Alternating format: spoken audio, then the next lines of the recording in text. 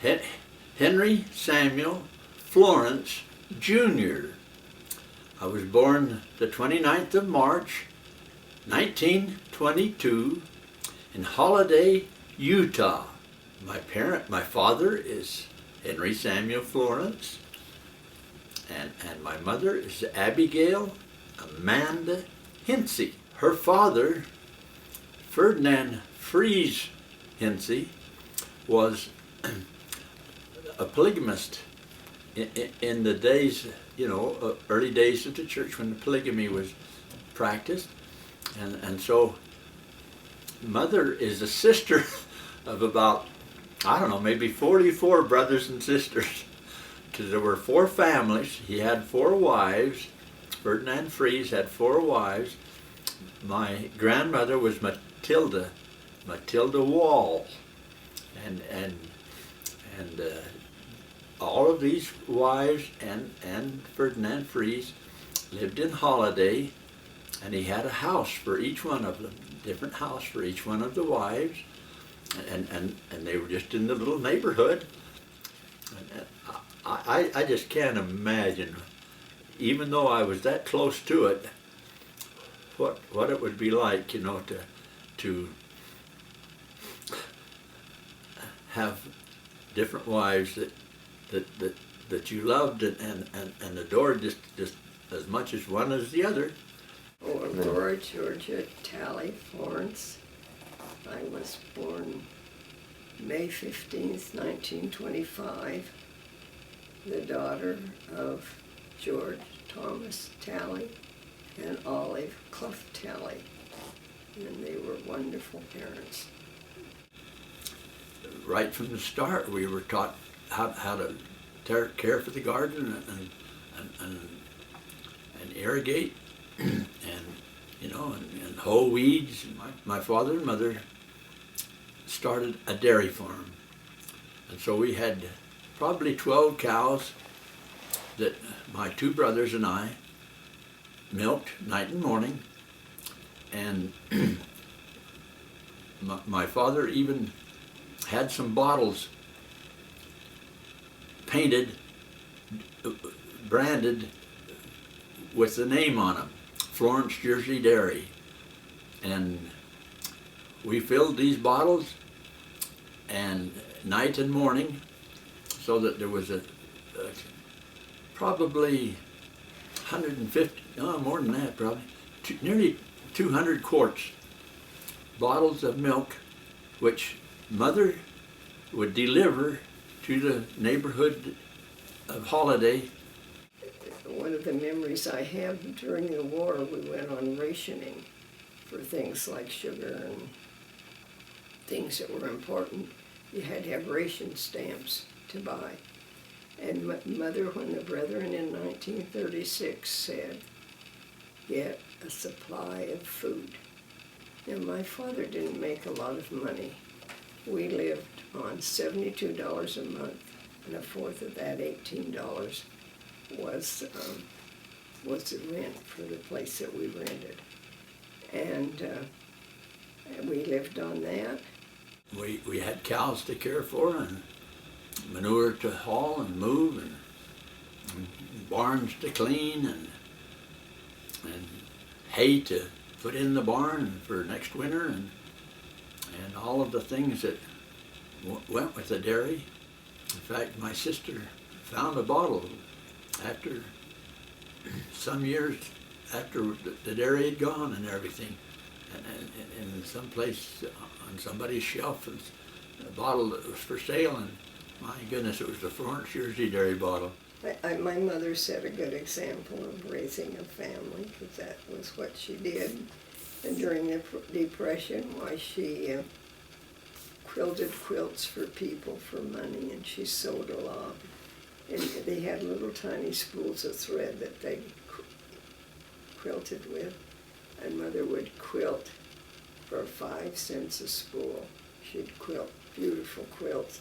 And she had it set up in our dining room, and it was high up on, whatever she put the quilts up on, and I remember crawling around underneath and playing under the quilt while she was quilting. we would all climb in the back of this Model A Ford pickup truck. And the Ward house wasn't but maybe 3 miles from home, so we didn't have a long drive to go, but we'd climb in the back of the pickup truck and go to church night and morning. I was a fairly good boy, but all boys are boys, you know. I've had my spankings. And as I remember, the sad part about it was that when Mother would become unhappy about something that I'd done, well, she sent me out to get the switch. Okay, Junior. I was Junior in those days. Go cut a willow. Come on, you're gonna have a spanking. Well, she didn't say spanking, but I don't know what she said. But anyway, I was sent to get the switch, and sometimes I'd come with a little tiny one, and she'd send me back for a little bigger one. I felt like my parents. They were faithful. If the brethren said to do it, it was done. They were no more faithful people than my mother and father. I had some skis when I was younger. I actually jumped, you know, so we boys even up on the hillside above Holiday built a ski jump up there and a scaffold, or we could climb up a ladder and then get on the skis and come down and down over the side hill. And ho! We were in church in Sunday school, and all these pretty girls sat on the left-hand side. It was a 3-row or a three-section chapel. A large central section and then 2 smaller sections on each side. And the girls all sat on one side, and well, I don't know why we sat, but we sat on the other side instead of by them, somehow or other. There were 16 of us. And in those days, I don't know whether you've seen pictures of them or not, Aurora, but they wore great big hats with a big wide brim. I don't know how they could sit there on the. Must have been only 3 of them on a bench because the brims were so big on the hats. And one of those pretty girls was this little lady here. And at that time, I think she was, 15 years old? Probably, yeah. Well, it was about time my birthday. I turned 16 in May. I was 3 years older, so I was 18. Just got out of college, out of high school. Lockheed Aircraft at, what's the name of the racetrack? Santa Anita. Santa Anita racetrack.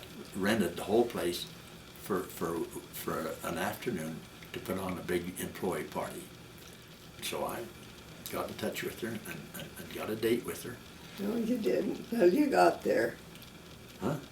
We didn't even have a phone. It was when you got there, you asked me. Well, heavens, I know, but I knew you, so I knew where you was at anyway. I'm sorry. I had this 41 Chevy Club Coupe, fanciest little car you could ever imagine. So we were driving along in this fancy little car of mine, and I fibbed everything that she had asked me about the car. Of course, I wouldn't tell the truth. I'd fib. Does the cigarette lighter work? No, it doesn't work. It's burned up. And she sticks her finger on the red hot thing. I don't know why she would pull it out and have it hot. Because I believe what people tell me. I know, but you ought to know it was. You could see it was hot just from red. He'd been home for 6 months, and I hadn't heard a word from him. And when he was in the MTC or whatever it was, they only went for a week. Why, he ran into this old boyfriend of mine who I said was the only one I'd ever really cared for other than him. And they started recognizing him, and said, "Have you ever been in Alhambra?" "Yeah." "Well, do you know a girl named Aurora?" "Yeah." "Well, I've got a picture of her." "Well, so do I." And then he started writing and wrote all the time he was on his mission.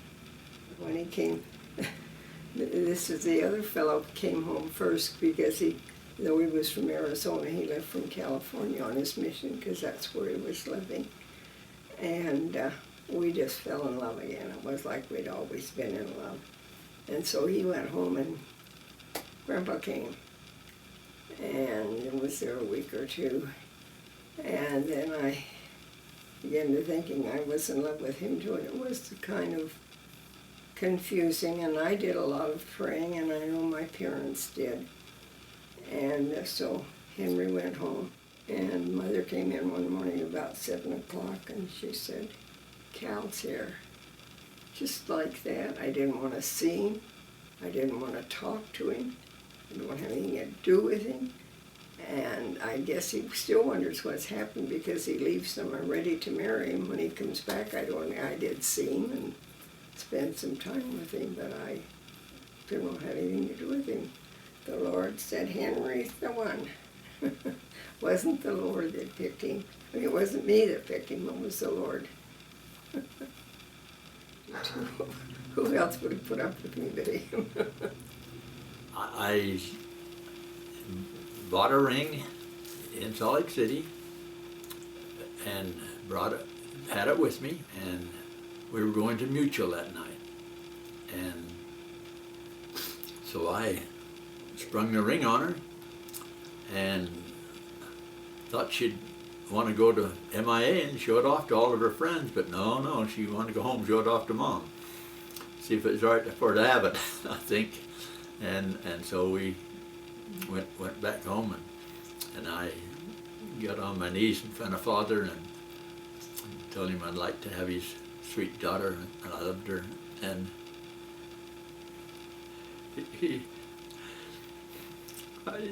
he accepted me. She accepted the ring, and then I left my 41 Chevy Club Coupe with her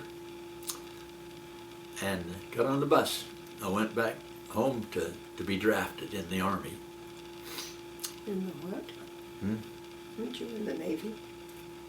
Oh, I'm sorry, yes, in the Navy. Thank you. I don't know why I could even imagine, because Farragut, Idaho was a naval training center, as well as San Diego, California. Can I say something? It was even more amazing that he got in the Navy, because at that time it was getting towards the end of the war, and they were drafting young men and making them 90-day wonders and sending them over. I used to say they send them over for cannon fodder. So I suppose that's what they do with him. But they didn't. They put him in the Navy. But anyway, they sent him to San Diego instead of Farragut. They sent him to San Diego, which is maybe 3 hours from where I live. No freeway, Sam. And so I did go, and I met his mother, but I don't think she ever thought it was good enough for him.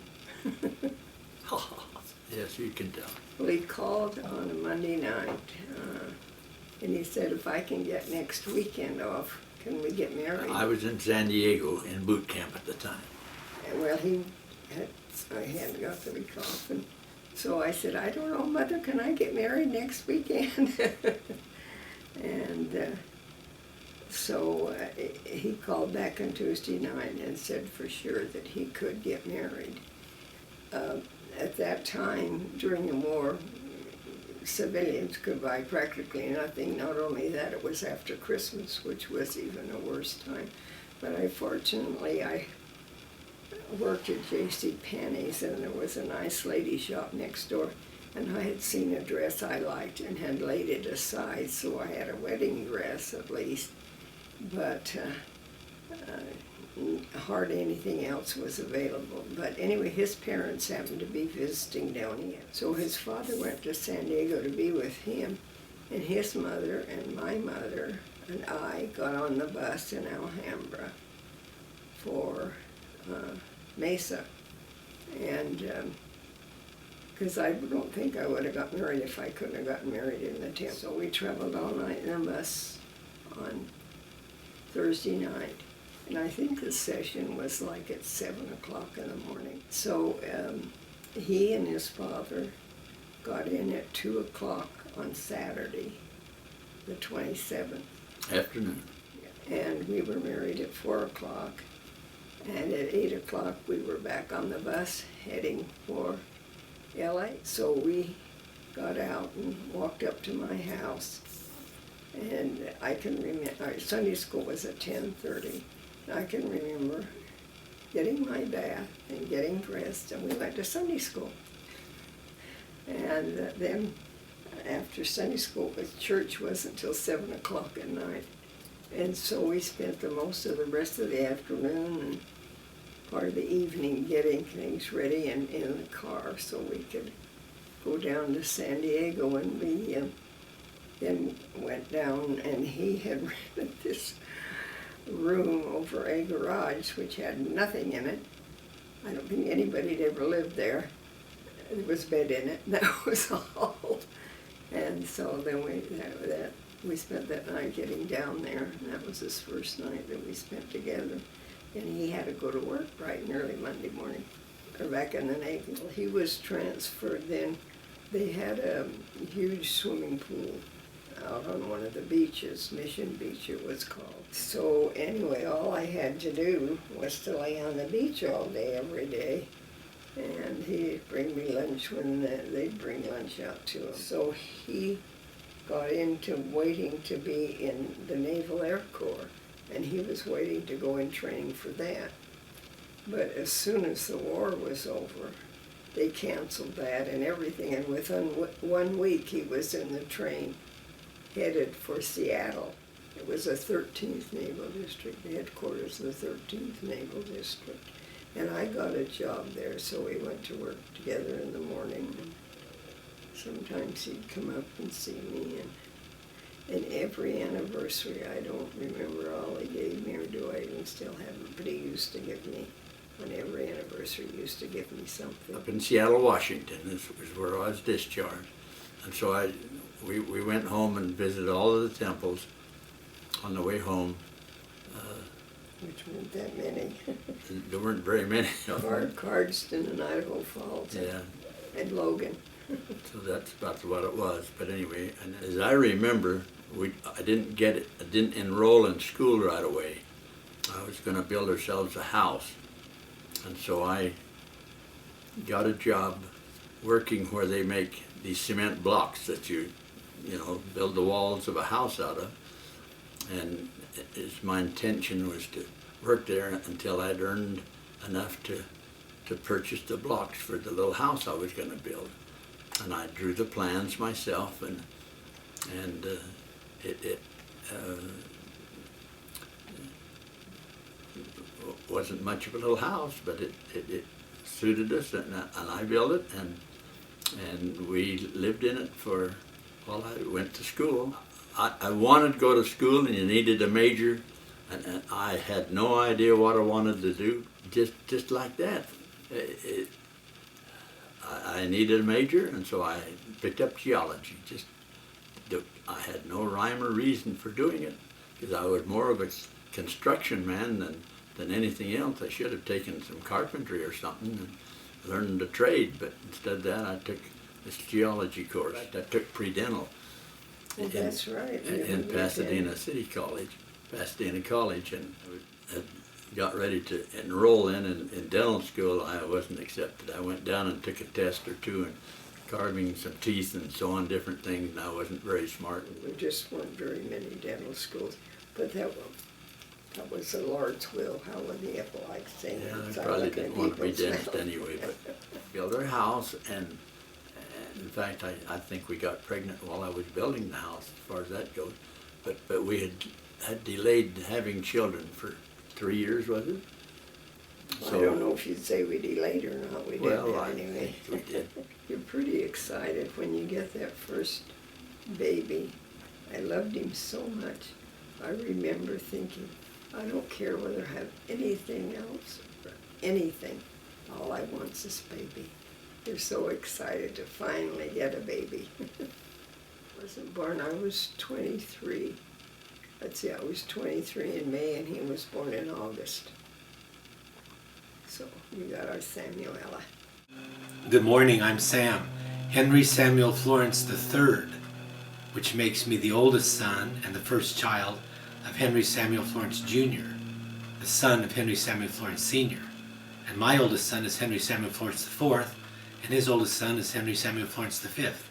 There's a Henry and a Henry, a Sam, a Henry and a Sam.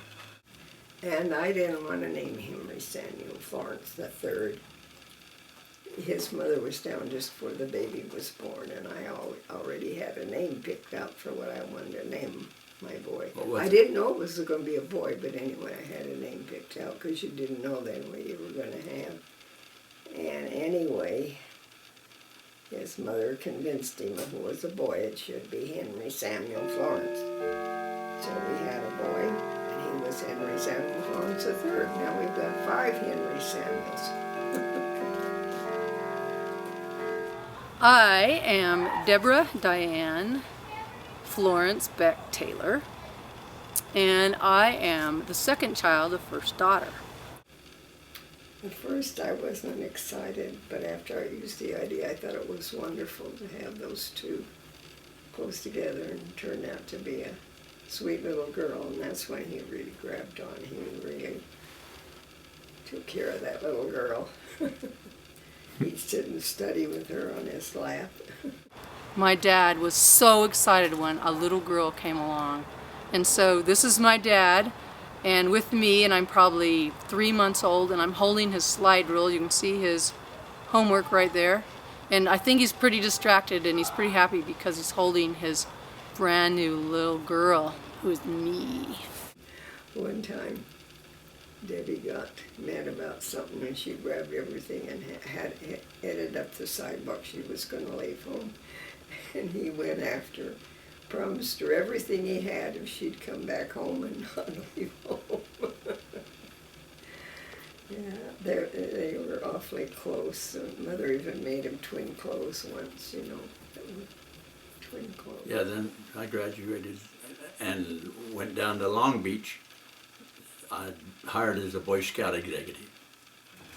I also remember when we were living in the Long Beach house, Dad did, as a living, Dad worked for Boy Scouts of America, and they have their World Jamboree in Long Beach, and Dad had some sort of administrative role in that, and I remember us either going to see him at the Jamboree or him taking me to the Jamboree, but I just remember tents as far as I could see them, and Dad dressed up in his scout uniform.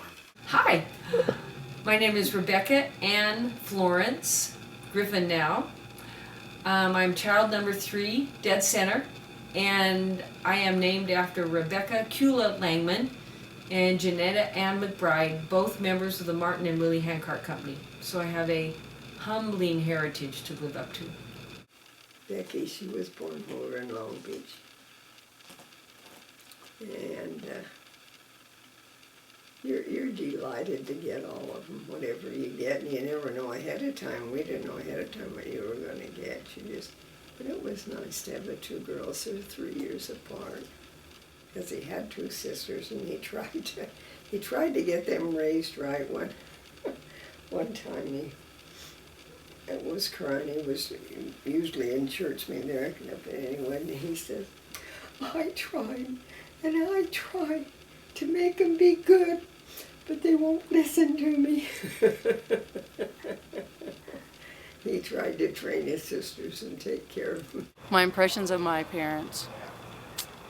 Well, my dad said my mom was a babe, and I thought he was pretty handsome. He was definitely my first boyfriend. I was madly in love with him. Since I'm the first daughter, second child, of course our parents were experimenting on us, my Sam and I, so they're very strict. My mom kept us in line, and Dado was a little more lax and, let us get away with a few more. So, of course, the normal thing, you ask the parent that's going to let you do more. A lot of continuity in our family. We ate dinner right on time. Everything was just like this. My earliest memory is in Salt Lake. We lived in Salt Lake from 2 to 4 for me. It was 4th of July, and it was the house that Dad built. My mom actually got us out of bed, which we were very surprised, because when she went to bed, Aurora kept you in bed. But she got us out of bed. It was 4th of July, and there were fireworks down in Salt Lake City. And we got to sit up on the deck and see them all throughout the city. That was really an exciting thing for us. And then it was 5 years before we got Scott, and he was born in Moab. And everybody was so excited. I could hardly wait for Sam to wake up in the morning and tell him that he had a brother. I'm Scott. I'm child number 4, and I'm the 4th of Henry and Aurora's kids, and was born in Moab during the Moab years, and we lived there till I was 7. My earliest memory there would be going to Arches, because my mom loved going to Arches National Monument, which is just right outside of Moab. Mom loved to hike. We would go with her to, because there's a lot of fossils around Moab, and we would go out in the mountains and hike all the time, looking for fossils, and go to the Arches and hike. Both places we lived in Moab, the house Dad built, and before that we had mountains on either side. And we would pack a lunch, and Mom would let us go for the entire day. I mean, that was like so much fun, because we'd hike over mountain and find pools of frogs. And we had these great mountains right next to Moab, and I would go hiking with my sisters Debbie and Becky, but especially Debbie, and we would hike up into these mountains and things like that. And for me it was like real treacherous, but I've been back to Moab since. It was just like little hills. So During the years that we were in Moab, he worked for a company out of Chicago, a minerals company, and Dad was their representative on the West Coast. Anyway, so he went out into the deserts looking for this mineral for about 2 weeks, and he took me with him. some other funny memories with Dad were he was a prospector. I don't know how many people know that, but there's a lot of uranium in southern Utah and Moab, and he staked several claims. And I remember how much fun it was to go out with him in the desert, because it was all dirt roads. And he'd pull the car over on the side of the dirt road and say, okay, I got to go all the way across this field here, see how the road turns around and crosses over on the other side. You drive the truck over. And I was like 7 years old or 8 years old. I said, you drive the truck over and meet me over there, because I couldn't run into anything. It was just flat surface. There was nothing I could hurt. And I thought I was the coolest man in the world, that I could drive that car. And so we just had a wonderful, wonderful time together, just being together, and him reading to me and us talking, and he letting me drive the truck as he'd set out across the fields. And we used to have this old red truck, and Dad would actually have me get in the truck, and I'd be able to drive it down the road. So to a kid that was 5, that was like, wow, the greatest thing you could do. And another thing that I know my mom was really into, and kind of goes back with this Moab and hiking thing, and she was into fitness, in those really early years. And so Jack LaLanne, every day on TV, she would watch it on TV, and I would see her do her exercises, holding onto the chair and lifting her leg and everything. I'm not going to say this one, but in Moab, she would weed the yard in these like short shorts. Grandma, you'd never believe that, right? You'd go, Mom, well, I'm just weeding the garden. I would never wear these otherwise, but that was just a funny thing that she would wear those. I mean, we're talking, some fun memories. Mom would always play sport things with us. Like we'd play darts. She always won, but she'd play darts with us. And she took us she loved to read. Reading was really important to my mom. I remember that. And she'd take us to the Colorado River on a hot summer afternoon, and we'd sit underneath the trees and read lots. The French, I always read it cover to cover. And one time they were out of town, and Grandpa Tally was taking care of us. And he took us to the river and let us swim and stuff. And when my parents came home, they were like, what? You let him swim the river? Because it had lots of whirlpools and many people drowned in the Colorado River. But Grandpa didn't know that, so it was fun for an afternoon. My name is Henry Florence, and I am Henry and Aurora's 5th child. Okay, so my earliest memories really probably go back to living in Coalinga. And I remember we had a black and white TV, and he brought home a color TV, and I cried because I loved the black and white TV. It was like my friend, and so I cried. It was like one of those box ones, and you opened it, but the screen truly was about, and of course this is my memory as a kid, was about that big.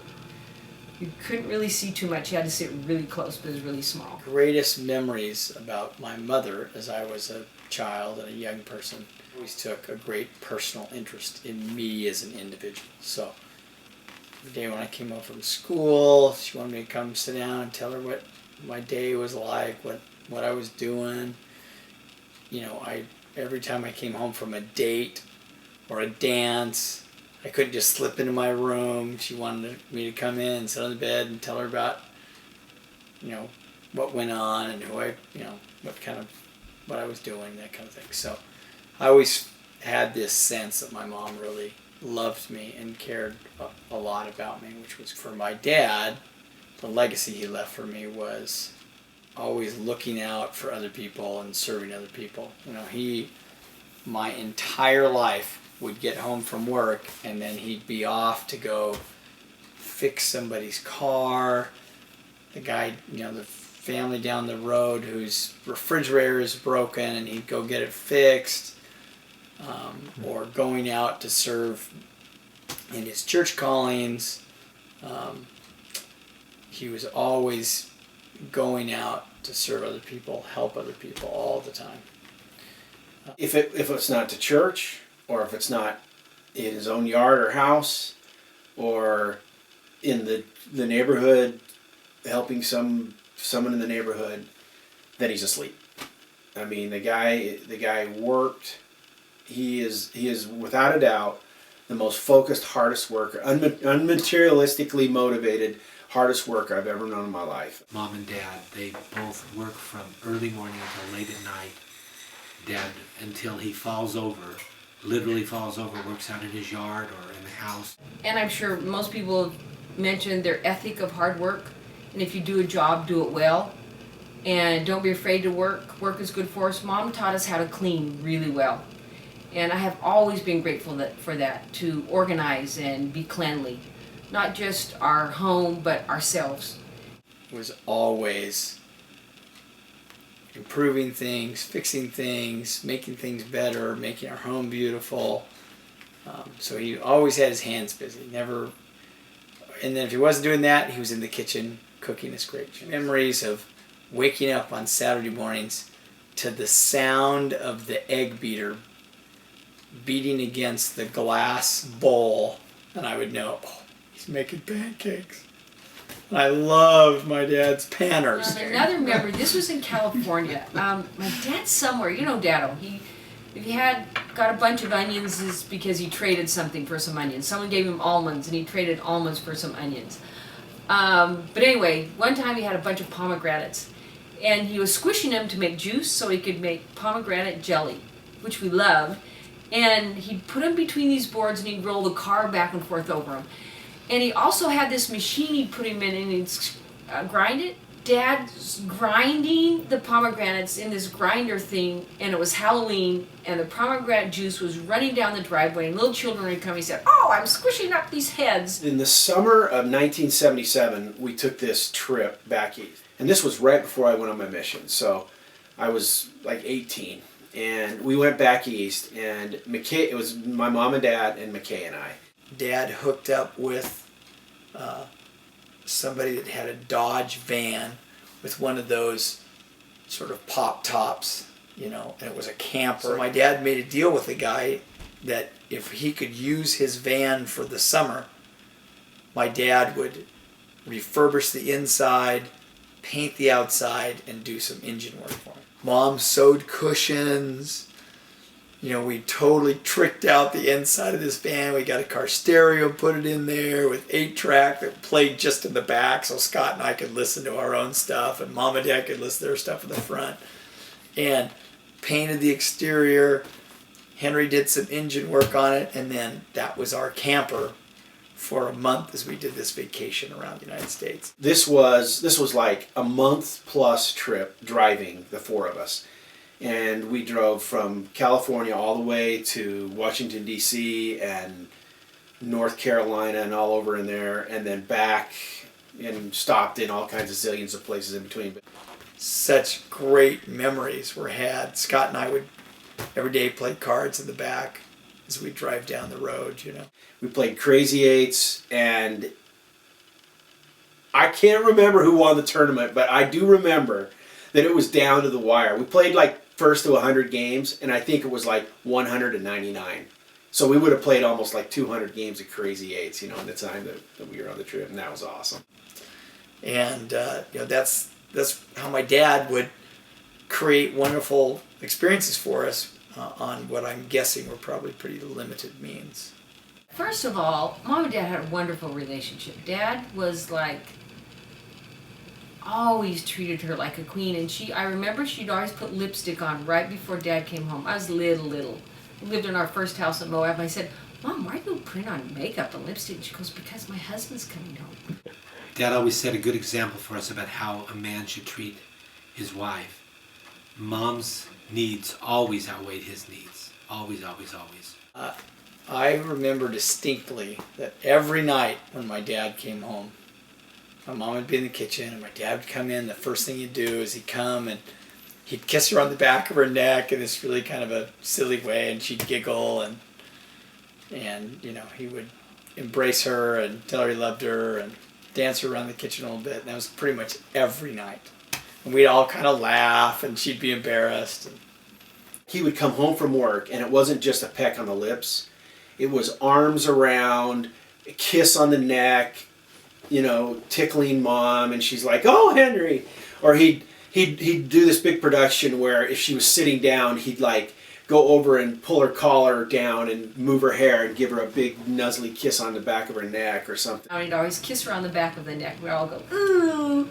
And he'd say, sons, I want you to kiss your wife on the back of the neck. That shows that you love her.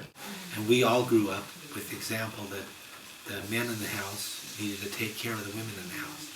Not that they weren't perfectly capable, but you needed to treat them as if they were queens and princesses. And that's the way my dad treated my mom. And so that was the example that we all grew up in. I think you'll find that most of the Florence men treat their women that way, and it's because of the example of our dad. My dad, it was always a wonderful example because he always loved my mother. In fact, I'll tell you, just the other day, he had some surgery, and I was there when he came out of I was there with my mom when he came out of the anesthesia, and the first thing he said is, I said, well, how are you feeling? He goes, I don't feel very good. And he said what he wanted was a kiss from my mom. And as soon as he got a kiss from my mom, he was fine. That was so funny all these years later, and he still adores her. I love it. It's such a great example. So I'm the youngest in our family, and all of my brothers and sisters, as I was coming of age, 12 to 17, were getting married, having babies, and they would invariably come home to visit on a fairly regular basis. And my memory of that time was that our home was kind of party central, and so everybody'd come home for a 4th of July weekend, or just sometime during the summer, and Henry and Aurora were in high form, and they would love to entertain, and so at night we'd play cards, and we'd have barbecues, and we'd play croquet on the back lawn. Those were great memories. Of course, her sister Darlene and her husband Del and their kids, we would have these unbelievable game fests. I mean, and here's an example of how crazy it got. We would take 2 Monopoly games, 2 Monopoly boards, and you would lay free parking over on one, so you literally, it was a figure 8. You'd have to play 2 games of Monopoly at once. And these would go on for hours, sometimes days. And of course, cards have always been a big part of our family. And our extended family, as often as possible, would get together with the Busbys. And after dinner was done and the dishes were cleaned up, the kids got sent to bed and they played cards. And then as you kind of came of age, you got to be invited to play cards. To where now today, really, everybody plays cards, right? And we get together at my parents' house, we're the party house, and play games once a month, and I love it. It's a lot of fun. Yeah. Oh, and my mother, did we talk about my mother and how she's the very competitive one, and you don't ever want to beat Grandma, because if you do, your name is mud. So she's very competitive, very, very competitive. Does she cheat? No, never. That's a bad question to ask. Some people says that she does because she kind of looks over at your cards and stuff, but she always wins, so somehow she always wins. I don't know. I'm not saying a word, not a single word. No, she doesn't cheat. That's terrible. No, she never cheats. She just wins. I don't know if she cheats, but she does do one thing. It's kind of a bluff thing that she does. Like, we'll be playing Shanghai or some game where, you know, you have to have this a certain hand to be able to win or play or whatever. And she will whine and whine all day. Oh, I have the worst hand. I'm never going to get what I need. And she'd draw one card, and the very next play, she'd be laying all her cards down, and everyone else gets stuck with all the points. So she'd be just like, oh, I'm never going to... Boom, lays them all down. She's whined all the way up to the minute she's winning.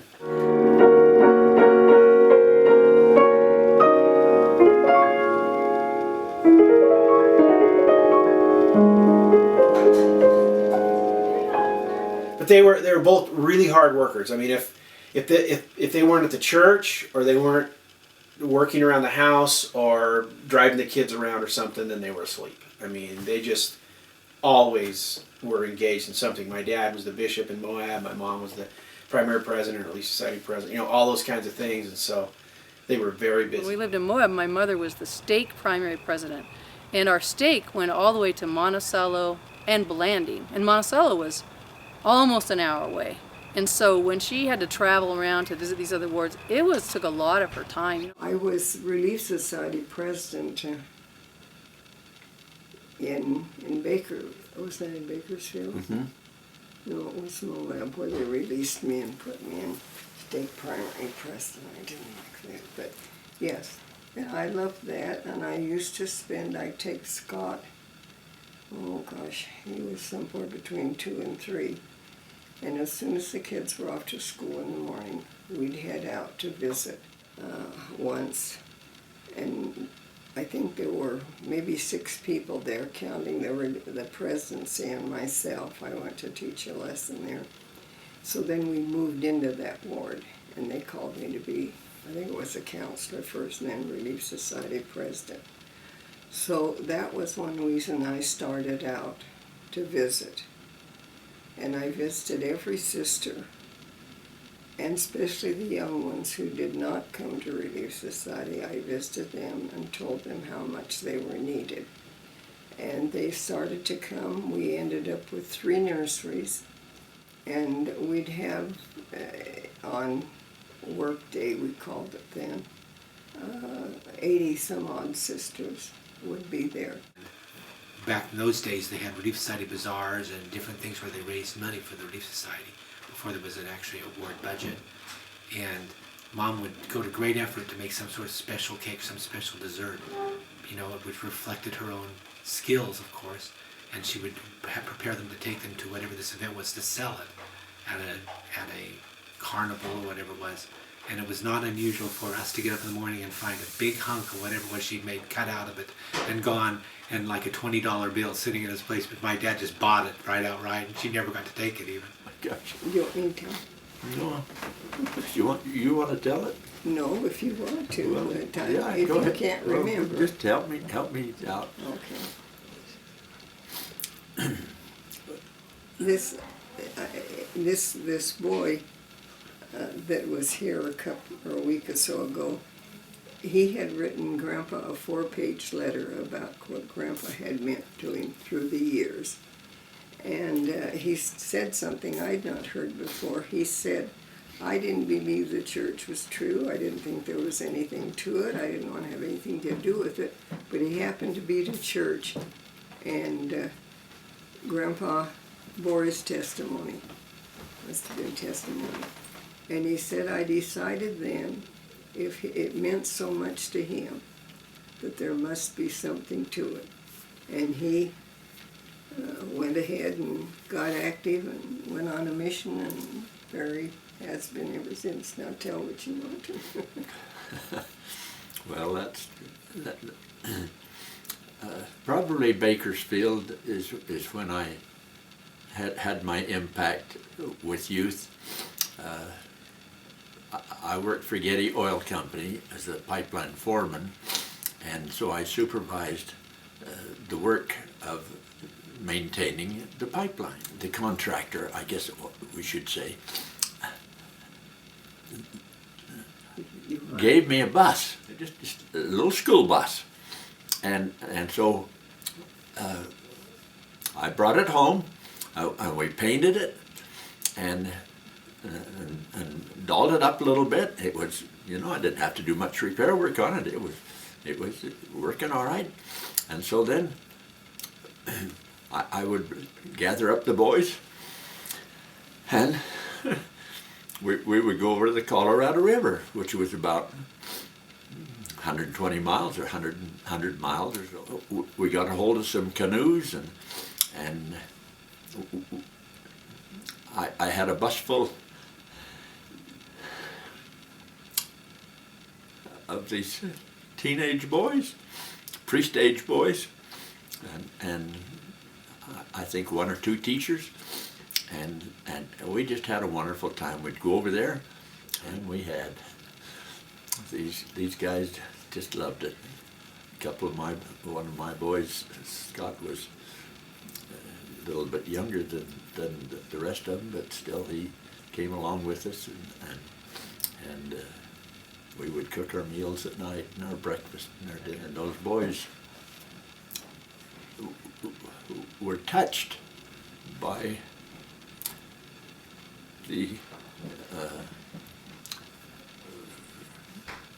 friendship and so on that we gave them. And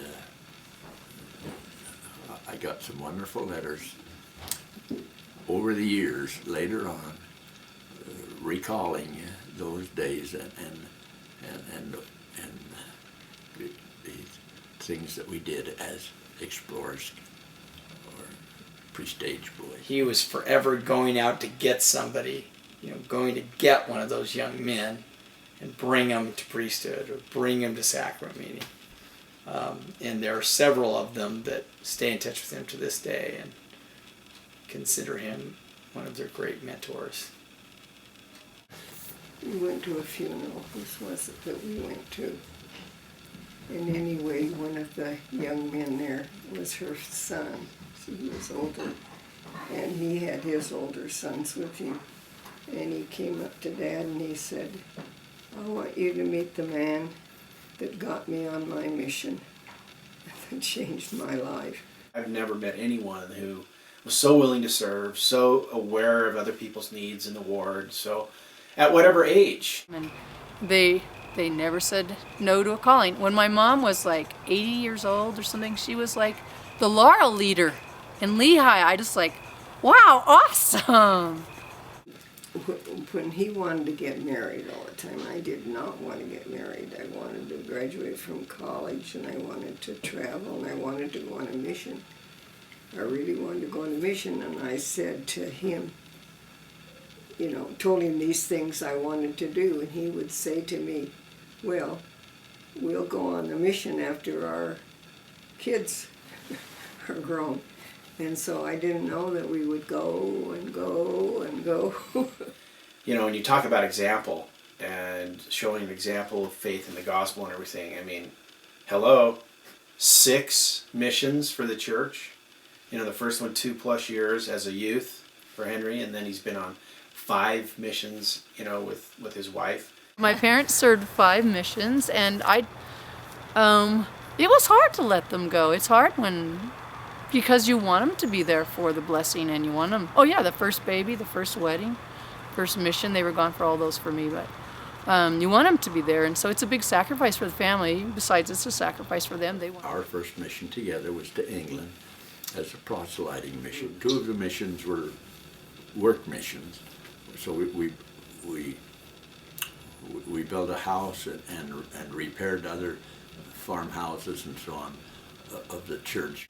They went on a mission to Hawaii, and Dad built a luau facility for the Polynesian Cultural Center, or kind of played general contractor, and Mom worked in the office of the Polynesian Cultural Center.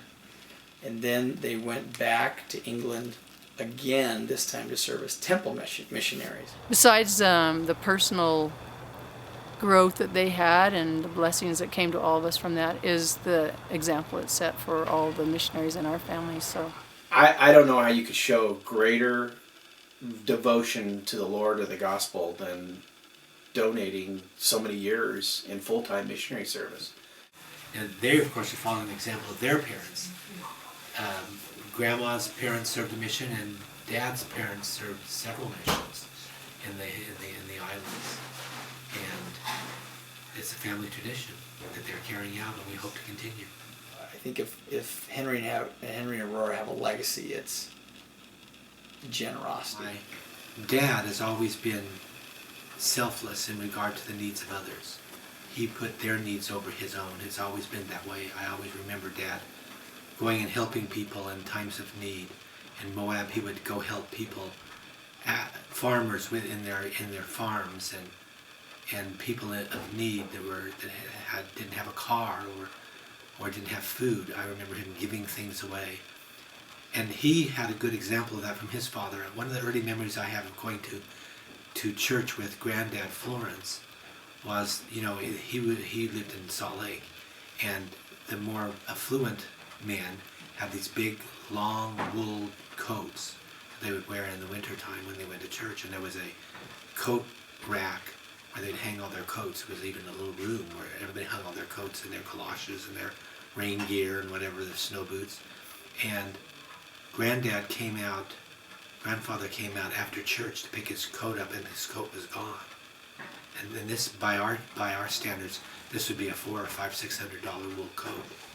And the only emotion he showed was he was glad that this person took it, because they must have needed it much more than he did. And that sort of attitude is reflected in my father also, that other people's needs were way outweighed his own needs always, and Mom was the same way. I remember with Mom, she was going to visit a lady that didn't have too much in Moab, and she came to me and she said, "Honey, someone needs one of your dresses." And I said, "What?" Anyway, and she helped me pick out a dress, a nice one, so it wasn't just some play dress or something like that, and let me share it with the little girl. And that's always been such a great example to me of, things are just things. We can share them with others, or they're just not really that important in our life. So I've always appreciated that Mom taught us that. I would think that my kids have learned from Henry and Aurora how to be kind and generous and gracious hosts. Their house, Georgiana, they've lived there now over 20 years, amazingly, has been host to hundreds and hundreds of people. I mean, there are always people staying at their house. They're constantly having people over for dinner, small groups, large groups. It's a center for people to gather and to be together and to love each other. What I appreciate about both of them is they always have welcomed people into their home. Just make yourself at home, you're part of us, and they have this wonderful gift of making people feel at home. And it doesn't matter what you've done, it doesn't matter where you've been, it doesn't matter who you are, really, even. You're always welcome in her home, you're always welcome in her arms, you're always the center of her attention. She has this unconditional love for people and this unconditional welcome, you might say, into her life, into her home. And it doesn't matter if they live in a small home or a mansion. It's open and available to anyone and everyone whenever you want to be there. Everybody who goes to their house comes away feeling a little bit better. The greatest gift that we received, and the nicest thing that our parents have ever done for us, was giving us the example of gospel living and of being true to the covenants which they made early on in the temple from both them and their forefathers. Grandma Aurora's grandmother, her great-grandmother, came across the plains in the Willie Martin Handcart Company. And so there were great sacrifices on her side of the family. My father's side of the family came over from Denmark and from Great Britain, and they made many, many sacrifices to make the gospel available to many people, including their ancestors. Probably the thing I am most grateful for my mom and dad is the unwavering example of being active in the church being first, the Lord being first, going to your meetings, doing your assignments. Well, as a young person growing up, we would always have family night, and I can remember them occasionally sharing their testimonies. Family and I knew my parents had strong testimonies. Never, they have always been very stalwart, and as they've grown older, then they've continued to share that testimony. It's been an anchor in my life to have parents that are so solid in their belief in the gospel. All goes back to the root of Henry and Aurora and the heritage they set in their home. We had family home evening. We never missed family prayer, ever. We never missed family home evening. We never missed going to like church meetings. It was a family meeting, if it was a fireside. Without a doubt, what I'm most grateful for is this just anchor in the gospel that I now have, and no thanks to me. It was because of them and their example and just raising me that way so that I was completely in it before I knew I was in it, and then where else am I going to go? It's like, it's the best thing. So I'm very grateful for that. Well, I've learned in my life with my parents that the blessings of the righteous choices made by the forefathers will be passed down upon their children generation after generation. And my generation and my children and my grandchildren's generation are blessed because of the example, the righteous choices were made by Dado and Grandma's ancestors and made by them I themselves. think that the number one thing they've taught their posterity is there's only really one thing that matters, and that is faith and devotion to Jesus Christ, to the gospel. I know the grandkids have, no doubt, and which I didn't as a kid either, of their love of the gospel and of the Savior and their testimony of the gospel. What a wonderful heritage and legacy to leave your grandkids. No one doubts that mom and dad have a testimony.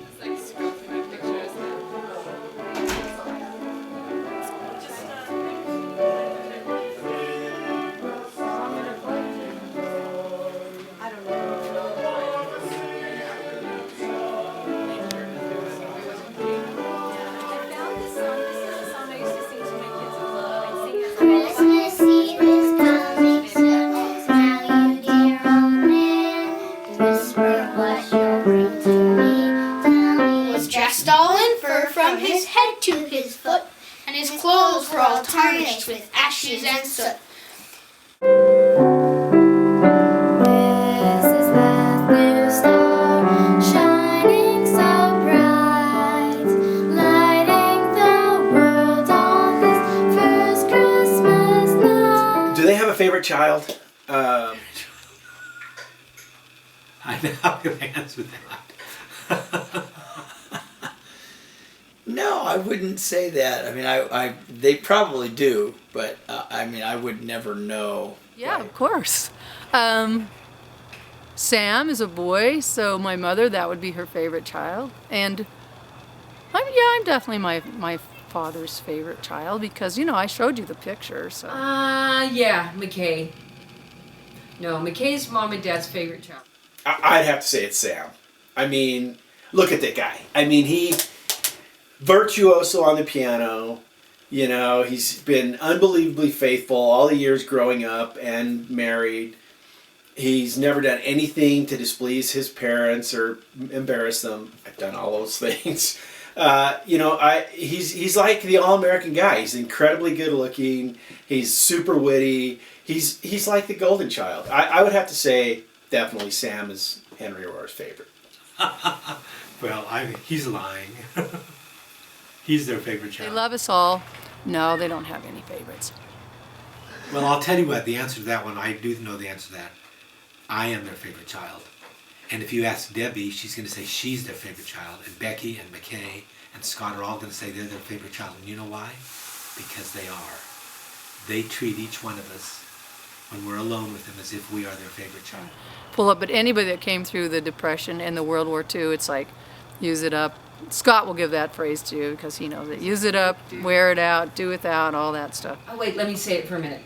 Use it up, make it do or do without. Dad's slogan was use it up, wear it out, use it up, Now I gotta start again. Use it up, make, never mind. What? Use it up, wear it out, make do, do without. Wear it out. Make do or do without. Use Dad's still ready. Stay right there. Now, Dad's personal slogan in life was, use it up, wear it out, make do, or do without. And that was his slogan in everything. We never wasted anything. My dad was always like scavenging for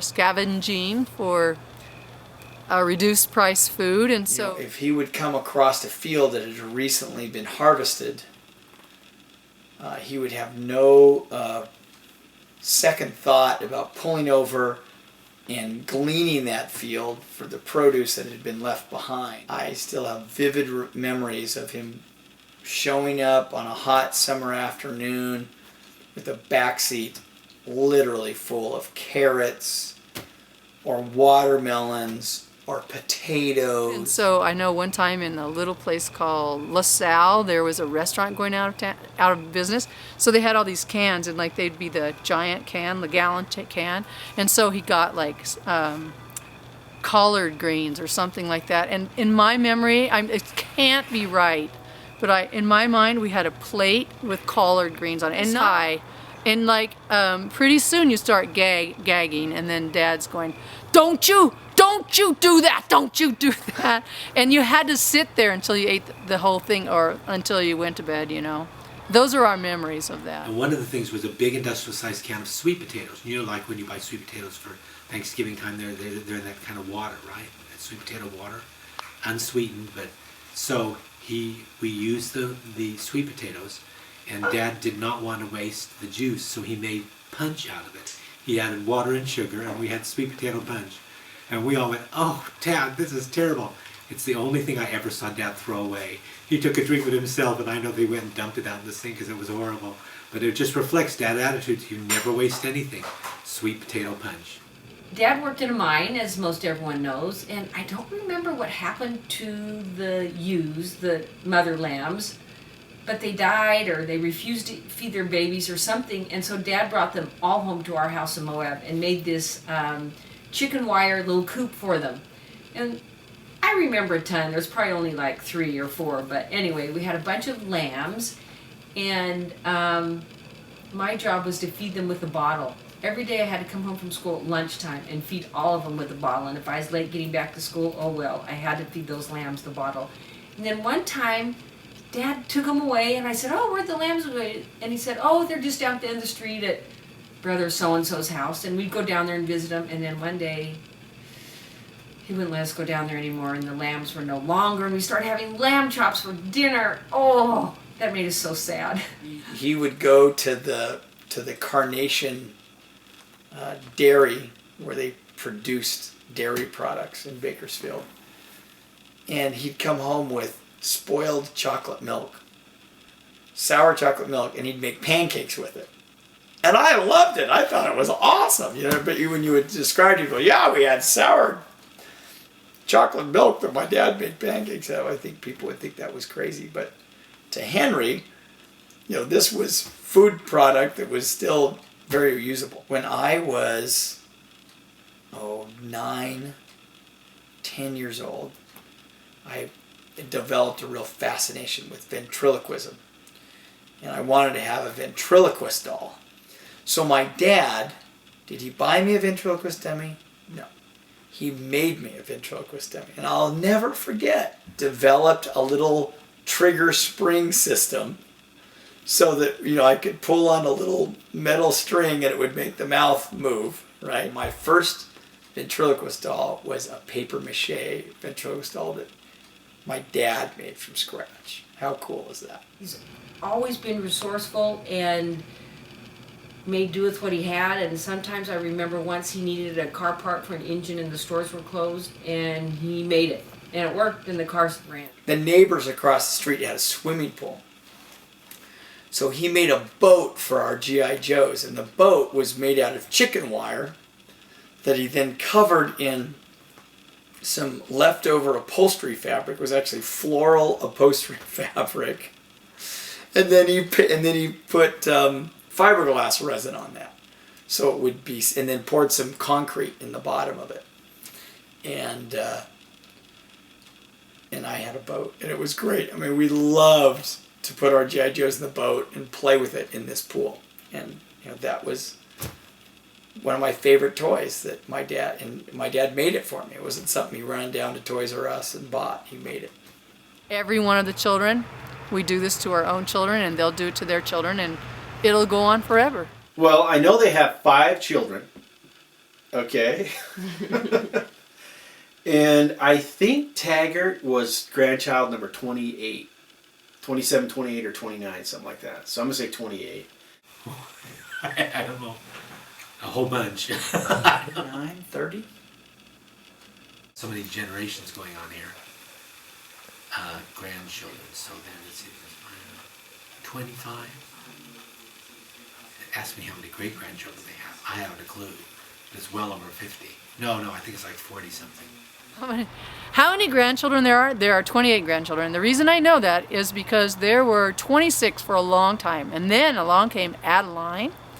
And then she was 27. And then years and decades later came along Lil Taggart, and he's number 28. My mom and I have kind of had this ongoing competition. And when I have my 3 grandkids that are on their way, I'll have 29. Sorry, Mom. 28. And then great-grandchildren, it's got to be 60 plus now, isn't it? Something like that? I have no idea. I don't know. I myself have 9. I don't know. 50? I don't know. I could count them up, but I don't know. Well, I have like a bunch, so if you count mine and then everyone on top of it, yeah, it's got to be at least 50.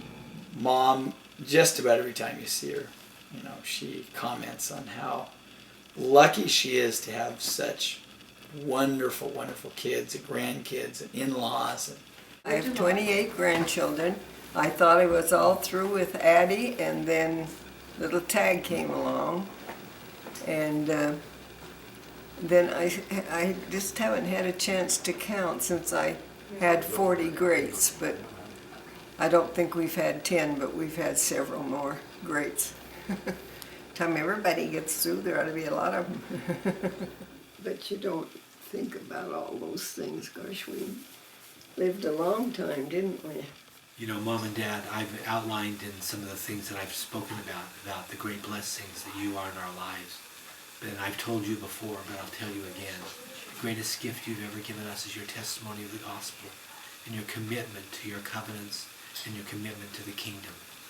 That is the greatest gift that you could give to anyone, and it is a strong gift of salvation that you have given each one of us. And I'm very, very grateful for it.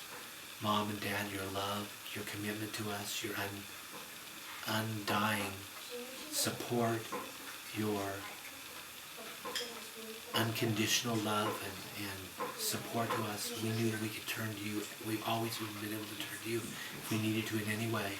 And you were there. I've seen Dad weep for each one of us in times of trial and times of need.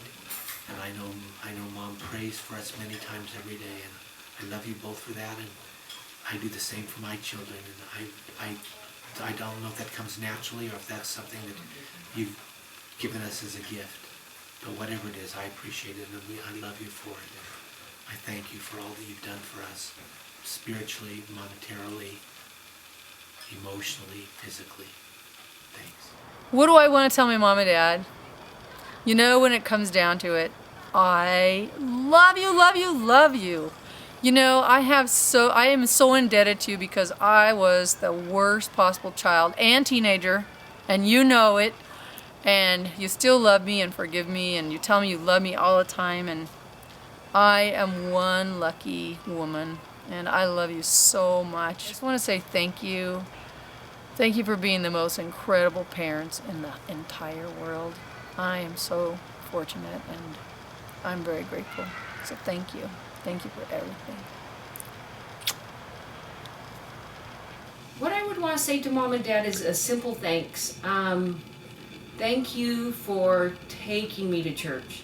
I remember as a little kid, for some reason, parents would drop their kids off, and I thought, I am so glad my parents take me to church. And really what I am is because of you guys and what you taught me. I love you. Well, if I have this opportunity to say something directly to you, Mom and Dad, it's incredibly inadequate and insults how much should be said or the depth of my feelings. But thank you. I mean, thank you for everything you've done, and thank you for all the help and the, as I said earlier, unconditional love. I've certainly been one to try your patience and your love through the years, but I have never felt anything but 100% acceptance and support and love and excitement about what I'm doing, and it's just been, it's been like having this unbelievable foundation under every minute of my life that I never have to worry about. If my mom and dad are a part of my life, you just have always been there. So thank you so much for that. Well, just that I love you, and you've been the most wonderful parents that I could ever hope to have, both of you.